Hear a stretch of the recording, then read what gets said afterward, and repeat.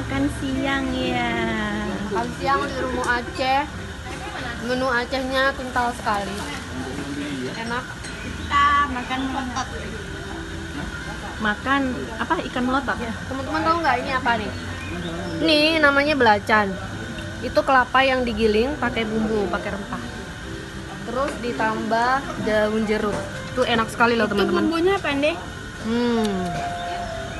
Itu ada cabai, Kok ada daun warnanya jeruk. bisa hijau gitu. Cabenya cabai hijau, cabai rawit.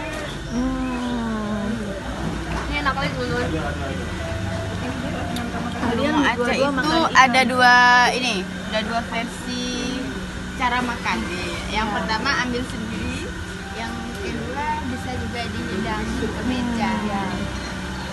Sini Rumah Aceh juga tempat untuk edukasi kopi. Kita belajar roasting, Belajar. kita tahu kopi apa aja, jenis-jenisnya, gimana cara roasting robusta, cara roasting arabica. Berarti kalau kesini selain kita belajar kopi bisa makan siang ya? Yoi. Makan siangnya itu rumahan sekali teman-teman dan enak sekali. Ini sambil saya makan saya mencium aroma yang menyenangkan. Iya, sama kopi tuh. Mantap kali. Jadi makan siang saya itu sangat tenang. Ditemani musik.